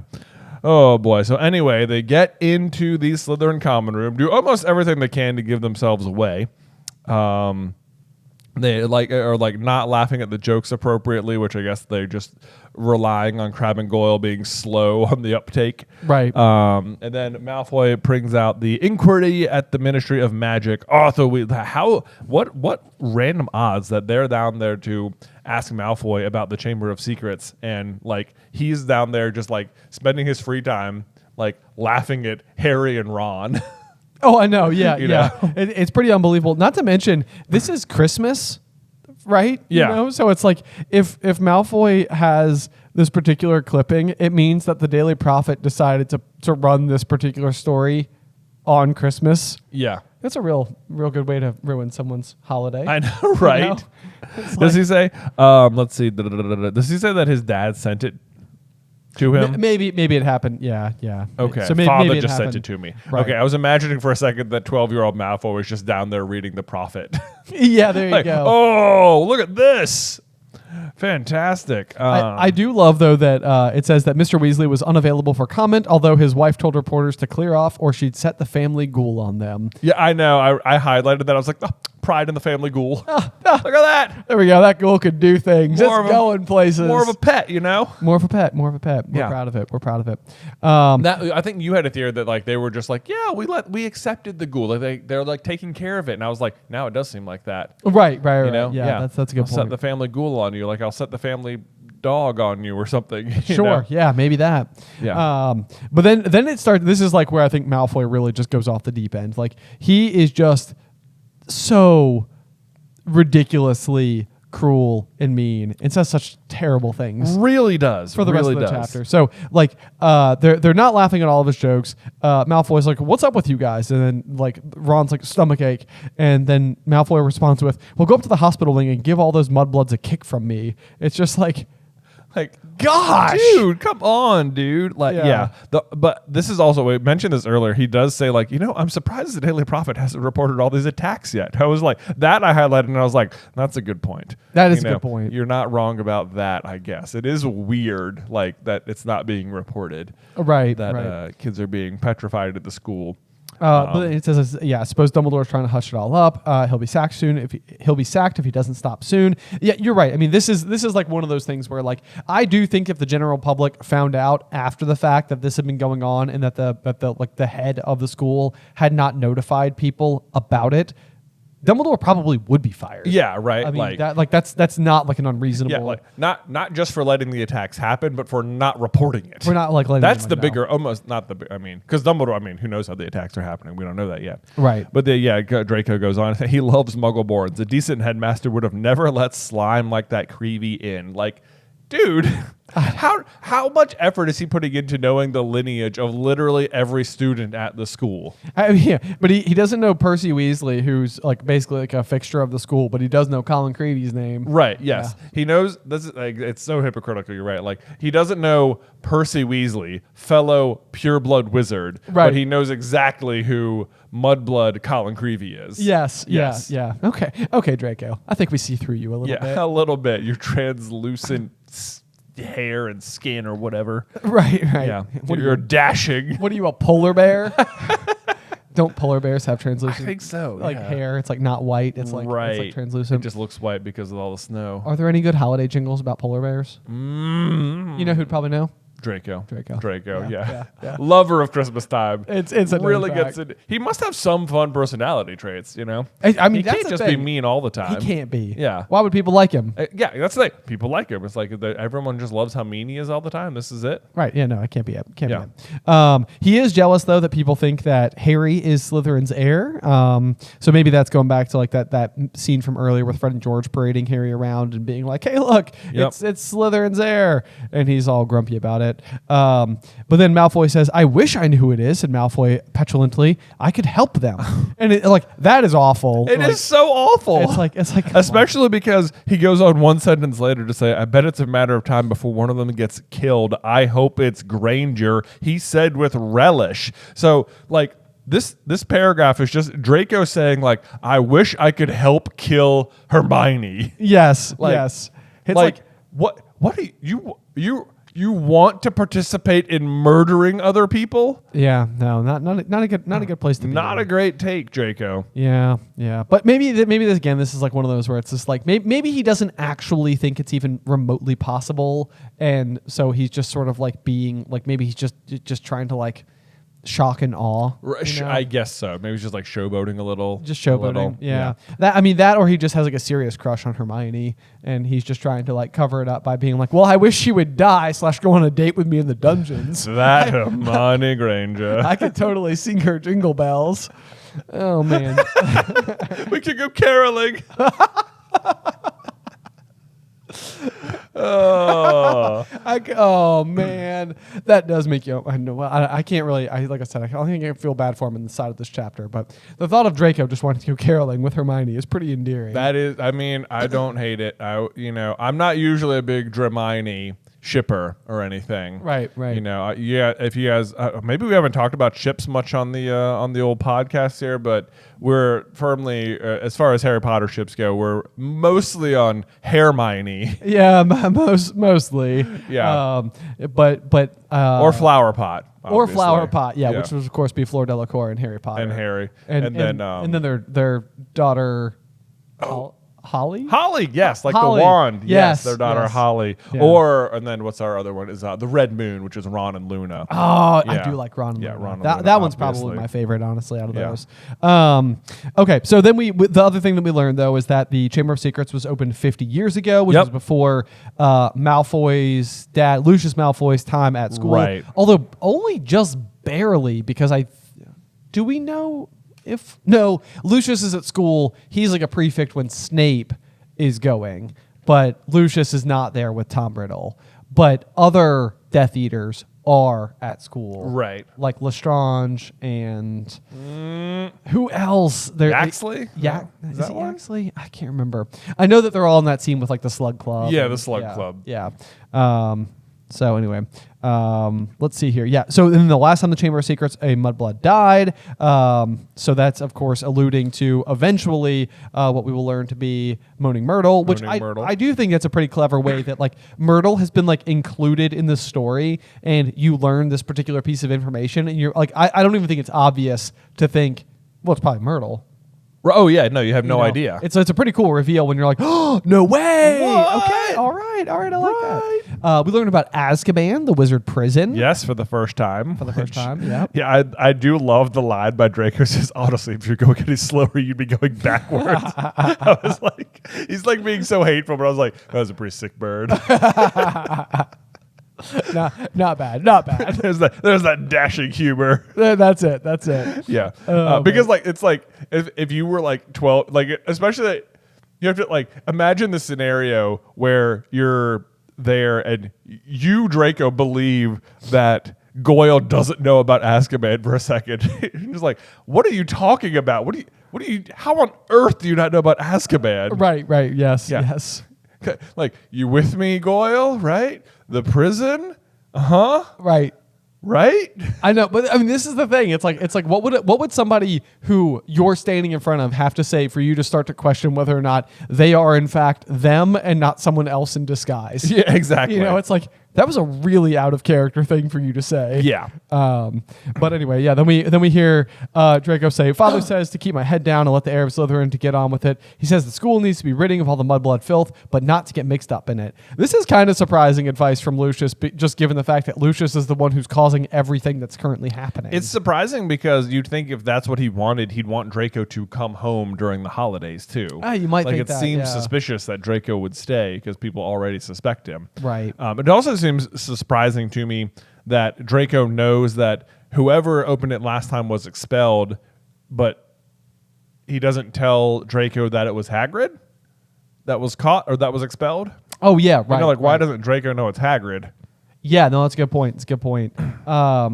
And yeah, I'm not sure. But then moving on from that, though, we've got Malfoy talking about having their house be raided, but luckily they've got their own secret chamber under their drawing room floor. That's kind of a fun one because we eventually go inside of that secret Said chamber, yeah. So this is like where Luna and Ollivander and Dean Thomas and Griphook are all being held at Malfoy Manor, and it does seem like it's got its own magical enchantments, and you can't like apparate in or out of it, and there's like all these like weird things, but of course house elves can. Of course house elves can. Of course, I'm an elf. I'm an elf. Also where Peter dies eventually. Yep, also true. Yep, getting in there. Let's see, but so we basically clear the we give Lucius and Draco alibis for the Chamber of Secrets, and Harry and Ron and Hermione are basically back to zero on information to work on. Yes. Or like suspects anyway. They know they have a more specific 50-year mark. And they know someone was expelled, but that's about all they got. Which even when he says expelled, like at this point, we the reader only know of another student who was expelled, and that it's Hagrid, and that it was a mystery. Like, you know, you the reader might be able to figure out that it was Hagrid who was expelled. Yeah, I mean that's an interesting one as well. So again, kind of going back to that, like if you can position your brain in such a way that you can think about it as if this is like a story that's coming out on like Sunday evening on HBO every night, nobody knows the story, and you've heard of somebody being expelled, and you're like, do we know any other characters at all who have ever been expelled? It'd be like, well, Hagrid has been expelled, and Hagrid does like beasts. Like, right. Like I could see a world where, being in the world of like theory writing, that you'd be able to pull on a string and get to that. Right. Like, I think that's in the cards. I think that's an attainable conclusion to get to. You wouldn't know, obviously, the full extent of it, but it does sort of go back to that big question of I don't know if we're ever explicitly told that. I think we're led to believe, because Hagrid like cheers for Harry and everything, that he was a Gryffindor, but like we've also made some pretty strong arguments in the past that Hagrid could have been a Slytherin. Oh yeah, I mean we have a whole video about Hagrid's true house being Slytherin and not Gryffindor. I think he is canonically a Gryffindor on like Wizarding World, but it is never mentioned in the books anywhere. And our argument is that Tom, because when you see Tom Riddle discover him, they're like down in the dungeons. That's where he's keeping Aragog, which is like near the Slytherin Common Room. But otherwise, it means that Hagrid, the half-giant student, is sneaking out of the Gryffindor Common Room at night, I guess, to go feed Aragog in the dungeons of Slytherin, which you would need to know how to navigate pretty well. And it sounds like it's kind of complicated down there. Right. And not getting caught by the caretaker or Peeves or anyone else roaming the castle at night. And this would be like an almost, nightly endeavor. And it's like Hagrid is a giant and clumsy, and it's like he would there's no way he's making it and not getting caught. Right. And then also like Tom Riddle knows him by name, which that's, in the scheme of things, I actually don't find to be that like unbelievable, but inside of the story it seems so it seems so infrequent that like if they're passing like a flock of third years or whatever, Harry's never he never knows them by name. It's almost like these are complete strangers who happen to exist at Hogwarts with him. So for Tom Riddle, who's like one of the most popular students ever, to know Hagrid by name, despite being like a fifth year while Hagrid's a third year, does feel like one of those where it's like maybe because they're in the same house. Right, exactly. Would that be? It makes more sense to me if they're in the same house, because then he'd be more likely to know him. Then Hagrid wouldn't have to travel so far to sneak out. Right. He would have a good layout of the dungeons, and Tom would just know a lot more about him. Right. And I mean, if everybody believes, I mean, they expel Hagrid, so if they believe he opened the Chamber of Secrets, it's like, what are the odds of a Gryffindor being the one who opens the Chamber of Secrets and not a Slytherin? Right. You'd assume that the person. The culprit would be a Slytherin. Like if you're Tom Riddle and you're trying to frame somebody, it makes more sense to frame a Slytherin. It does. Yeah. Yes. So anyway, that's our bid for Hagrid's a Slytherin. Hagrid's a Slytherin. The best Slytherin. Right. Yeah, exactly.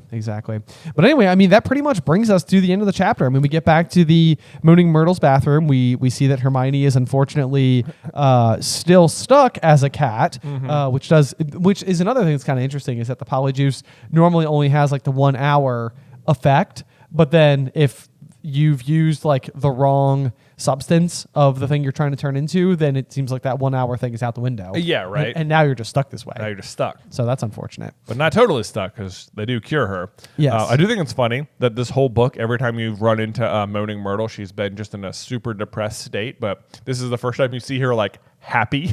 Right, right. She's like so excited that Hermione is like had this accident. Right.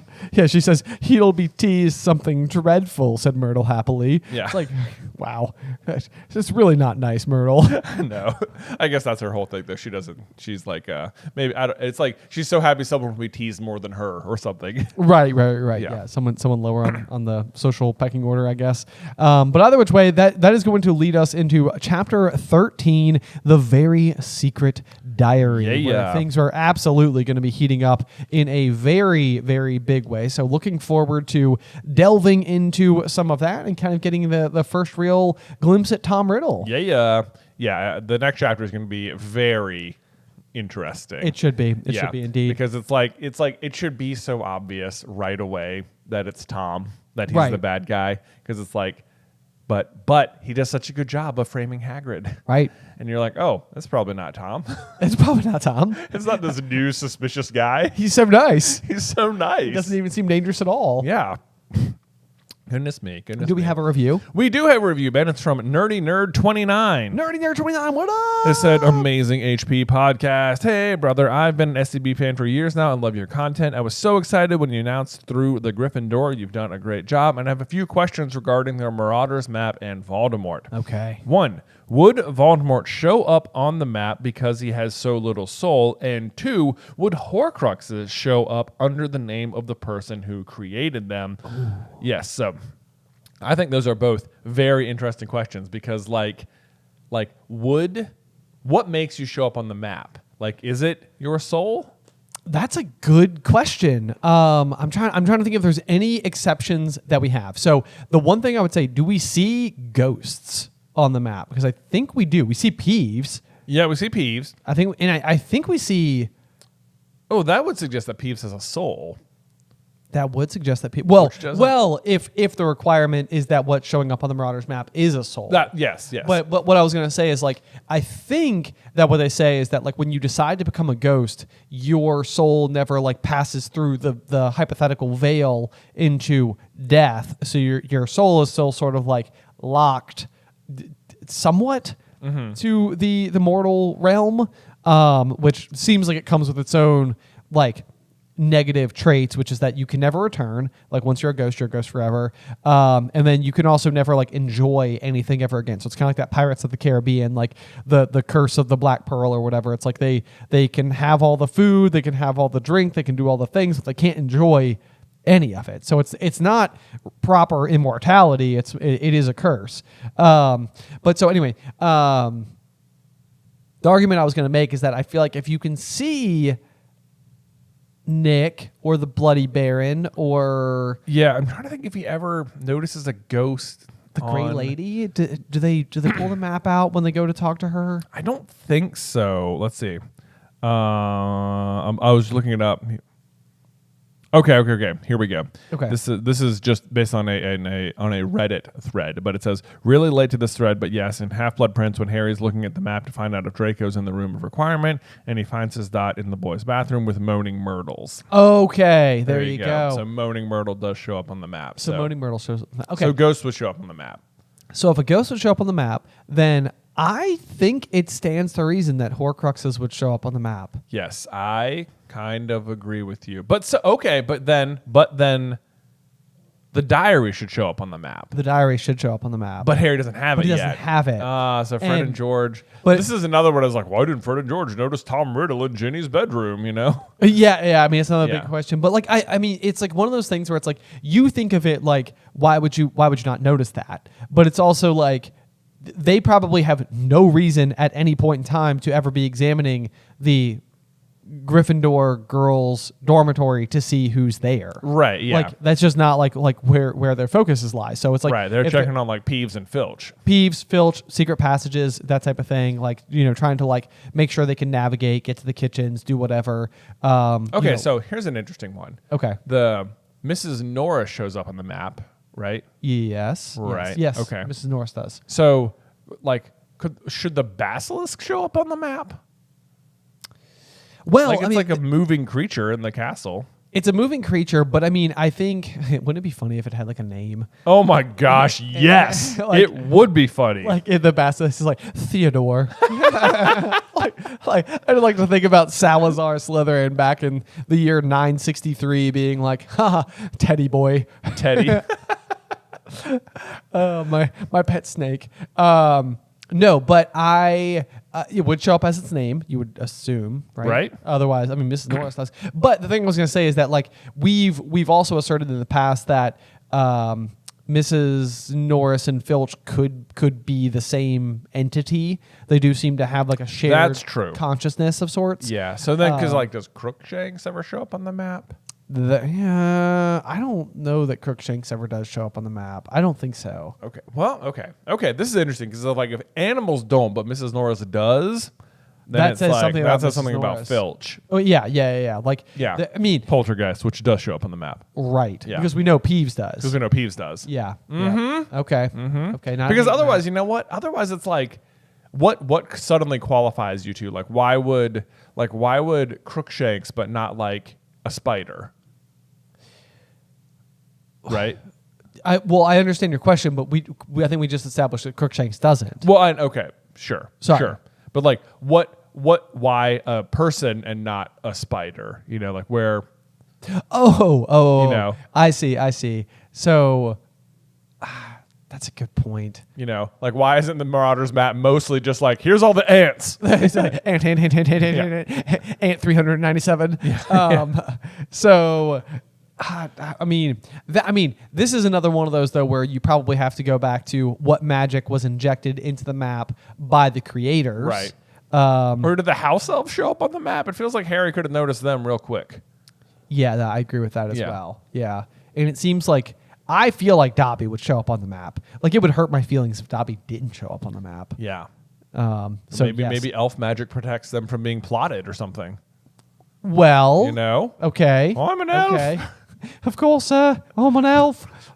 This just feels like a bit of like, what are the rules of the map? What are the rules of the map? Yeah, they're so unusual. I really like the idea for a video. Would a Horcrux show up on the Marauders map? I do like that one as well I because think that could be good. Because then the diary should, but of course Harry doesn't see it, and Fred and George don't care. Fred and George, I mean, this goes back to what we were saying before, where it's the Tom Riddle knowing Hagrid's name situation, where it's like it doesn't seem uncommon at all for students to just simply not know other students by name, unless you're Draco Malfoy and obsessed with first-year Muggleborns. Right, exactly. And the other fun thing about this is that you'd think the diadem would be a problem as well. Like the diadem should show up on the map to them because it's at Hogwarts, but it's in the Room of Requirement, which would its own magic would protect it from the map. Yeah, exactly. Yeah. The room for hidden things. It's like there. It's right there. I know. But it's not. But it's not. Are any other Horcruxes ever present at Hogwarts? Hufflepuff's cup goes there because they destroy it with the basilisk. The Nagini is there, but they're probably not looking at the map.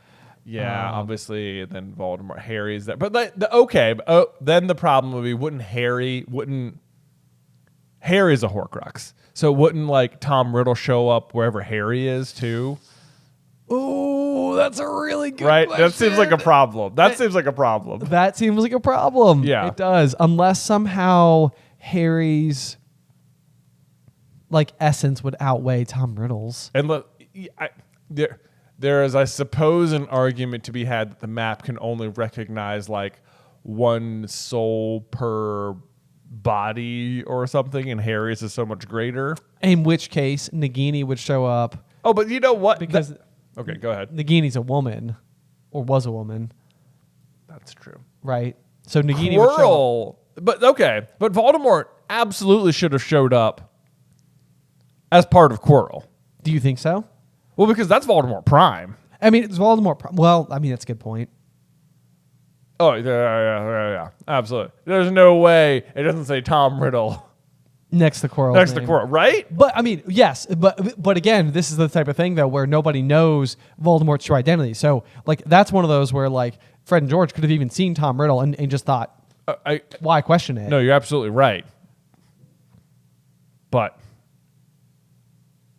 okay, here's a weird one then. Okay, there's so many map problems.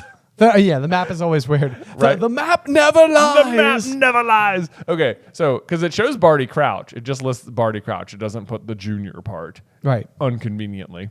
Yeah. But then shouldn't the real Mad Eye is still there? So shouldn't it say I mean, it would look like he's just in his office, I guess. Right. It would just say he was in his office. Right. But like at all times. But he's there. Right. And Harry does have the map then. Well, Barty Crouch takes it for a good portion of the year. He does. He does. I mean, that's the other thing too, is that the map is not always useful. Like it's not like people are always examining it. It's just when you need it. Yeah. So it could be really useful. It could be really useful if anybody Bad at using it. to use it. Yeah. Yeah. But also like for the longest point in time, you wouldn't know how to use it. You wouldn't even know to look. Yeah. Yeah. If Harry was just staring at the map way more often. I know. could have I figured mean, some it's like stuff finding out. like a needle in a haystack, though. It's so difficult. Yeah, I know. But was Moody there on the map though? Well, that's or does his chest have a certain amount of magic? That's what I was going to say. I mean, we know that Moody's eye can see through one of Death's own gifts, the invisibility cloak. So it's like that makes a very strong argument to suggest that Moody's artifacts are very powerful. Mm-hmm. So possibly if you're inside of the trunk, you are like magically elsewhere or hidden. What I'm hearing is that the Horcruxes would not show up on the map. I think it just requires more thought. I love the question, though. Yeah. So new scenario. Okay. Ginny's down in the chamber. Yeah. She's like having her life drained out of her. Tom Riddle walks out as most of a memory. If you're staring at the map at that moment, does it say Tom Riddle standing there? Or not yet? Or not yet.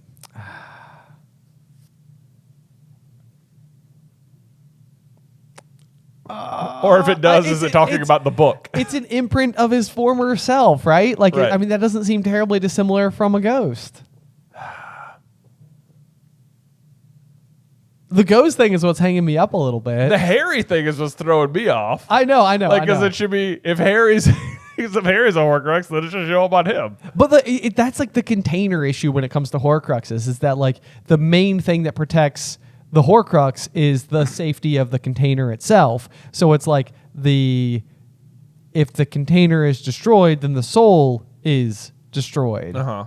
But that's different from like a normal person, where if you, the person, is killed, then your soul is still fully intact, right? Yes, but if Harry had like died, then the Horcrux part would die. Then the Horcrux would die, right, with him. Harry's soul would survive, but the piece of Voldemort would not. Right, because this is like the question, like why the Basilisk Fang doesn't destroy the Horcrux inside of Harry when he's like accidentally bit during the Chamber of Secrets battle. Yes. Oh my gosh, we need a whiteboard. We're getting into some real math here. I know. Yeah, this is. But for what it's worth, in case you've ever like if you've watched the Super Carlin Brothers channel, every single theory that we end up writing ends up having a conversation exactly like this one, where it's like, well, then does it hold up? Well, then does it hold up? Well, then does it hold up? And we just keep asking over and over and over again and see how far we can take it. But okay. So then, I mean, Nagini would show up on the map because she was a woman. Nagini should show up on the map. But would it also show up as Tom Riddle? That's what I'm saying is like, I don't know. I don't know whether or not I think that like if there's a difference between like the diary or the diadem or the cup and Nagini and Harry and Quirrell. Right. Where like, because I think you can make the argument that Quirrell was a temporary Horcrux. Oh, I think he absolutely was. And there's also a difference between Quirrell and Harry and Nagini because Quirrell is housing Voldemort Prime. Right. Also true. Yeah. Like the primary essence of his being. Yeah. So I don't know because I mean it's like it depends on the magic of the map. It depends on like what it's looking for, you know? Yes.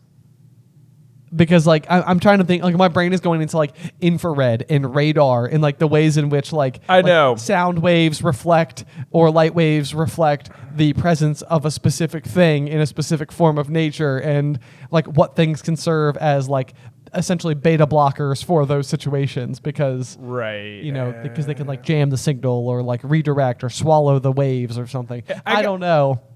I'm thinking about way too technically. I know. I'm like, if you were, the map never lies. Well, as far as Lupin knows, he made it, so he doesn't know what it's gonna be. Maybe it's just like maybe Lupin's just being like a little arrogant. Harry is Harry, even if he's also a Horcrux. Like he, the person, is Harry. Yes. So that's what the map should say. Right.